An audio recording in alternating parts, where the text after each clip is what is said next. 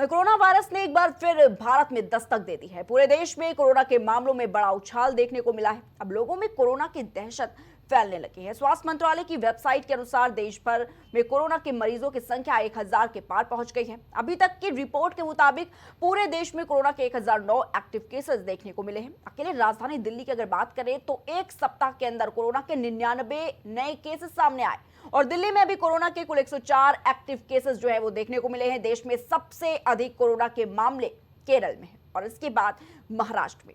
Corona की रफ्तार धीरे धीरे बढ़ती जा रही है। बढ़ते मामले एक बार फिर लोगों को डरा रहे हैं।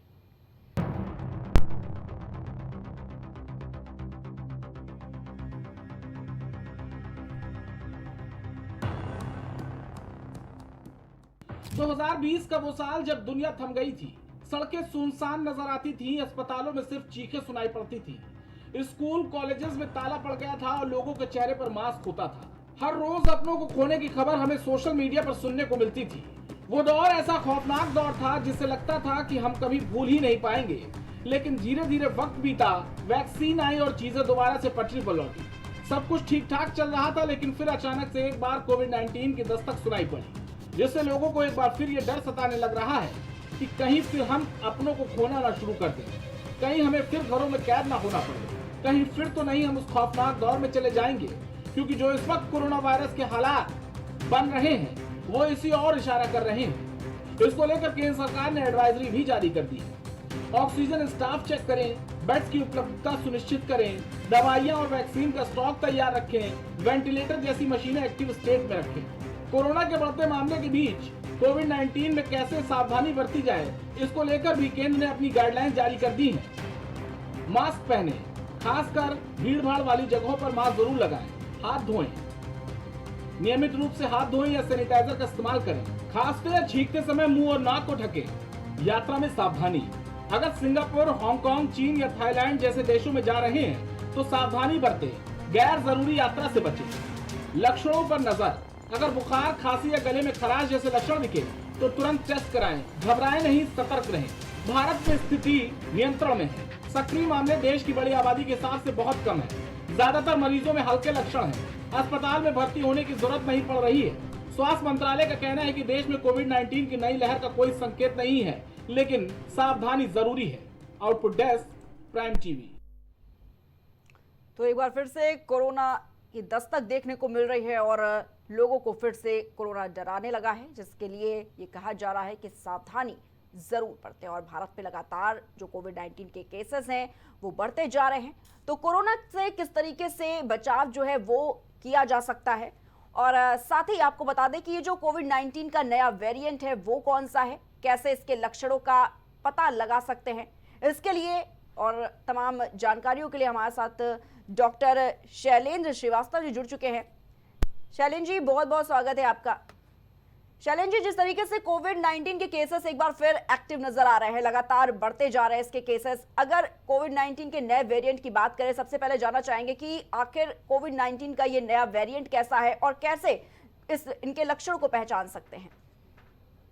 ये देखिए, जो कोरोना वायरस का नया वेरिएंट है वो JN1 वेरिएंट है। ये ओमिक्रॉन वायरस ही है। ये नॉर्मल कोविड वायरस की तरह ही है, लेकिन वो उससे बहुत ही हल्का वायरस है और इससे बहुत ज्यादा घबराने की जरूरत नहीं है। ज्यादातर मरीजों में नॉर्मल फ्लू जैसे लक्षण ही इससे निकल के आ रहे हैं, जैसे बुखार, थकान, सर्दी जुकाम या स्वाद या गंध का ना आना। यही बहुत मेन लक्षण है जो ज्यादातर मरीजों में दिख रहे हैं।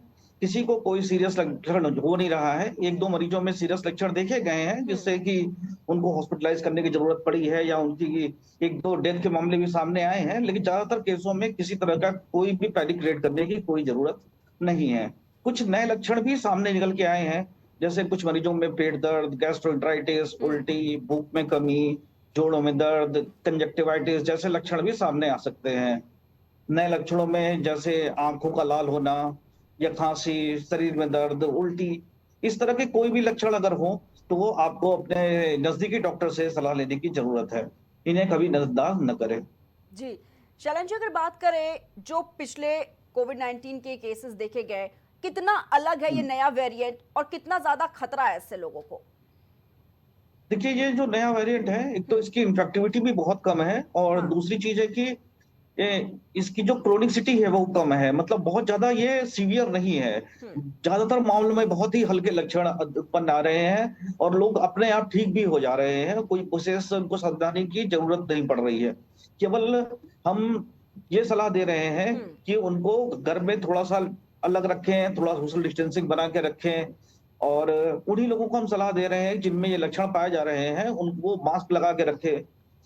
ऐसा भी कोई गाइडलाइन जारी नहीं की जा रही है कि हर आदमी पैनिक हो जाए या पूरे सब लोग मास्क लगा के रहें या सब लोग मास्क लगा के घूमने लगे। ज्यादातर सोशल डिस्टेंसिंग मेंटेन करें उस व्यक्ति से जिस व्यक्ति को ये इस तरह के लक्षण दिख रहे हैं। यदि कोई भी व्यक्ति है जिसको थकान, सर्दी जुकाम या जो लक्षण भी मैंने बताए, अगर ऐसे कोई लक्षण दिख रहे हैं तो वो घर पे रुक जाए और बाहर कम्युनिटी में ना घूमे, जिससे कि इस बीमारी फैलने के खतरे कम रहे। जी बिल्कुल शैलेंद्र जी, क्योंकि देखा गया जितने भी केसेस पहले देखे गए थे कोविड के, साफ तौर पर देखा गया कैसे जो कोविड है वो लंग्स पर इफेक्ट डालता नजर आया, रेस्पिरेटरी सिस्टम पर खास तौर पर असर देखने को मिला, जिससे चलते जो ऑक्सीजन लेवल है वो लोगों का कम होता हुआ नजर आया। क्या लगता है इस बार का जो नया वेरिएंट है वो भी इसी तरह का है? क्या ऑक्सीजन को लगातार चेक करने की जरूरत पड़ेगी? नहीं नहीं नहीं, इसमें ऑक्सीजन मॉनिटर करने की ज्यादातर केसों में जरूरत नहीं पड़ रही है, क्योंकि चीजें बहुत ही हल्की फुल्की हैं और मतलब बहुत ही कुछ ही परसेंट है, माने 1-2% केसेस हैं जो सीवियर हो रहे हैं। जी ठीक है शैलेंद्र जी, बहुत बहुत शुक्रिया आपका हमारे साथ जुड़ने के लिए। तो लगातार देखा जा रहा है किस तरीके से कोविड-19 के केसेस जो है उनमें इजाफा एक बार फिर देखने को मिल रहा है, और साफ तौर पर जिस तरीके से डॉक्टर शैलेंद्र हमारे साथ जुड़े हुए थे और उन्होंने बताया कि किस तरीके से आप सावधानियां बरतें, मास्क जरूर लगाएं और सोशल डिस्टेंसिंग जरूर मेंटेन कर रखें। अगर पहले की बात करें, पिछले कोविड-19 के जितने भी केसेस सामने आए, जो इससे पहले का वेरिएंट था, उसमें साफ तौर पर रेस्पिरेटरी सिस्टम पर एक बड़ा असर डालता हुआ कोविड-19 नजर आ रहा था। लेकिन अगर इस बार के केसेस की बात अगर की जाए तो जो तुलना करें अगर, तो काफी कम है, और सबसे बड़ी बात ये बताई जा रही है कि पैनिक होने की जरूरत जो है वो बिल्कुल भी नहीं है। मास्क जरूर पहने और सोशल डिस्टेंसिंग मेंटेन कर रखें।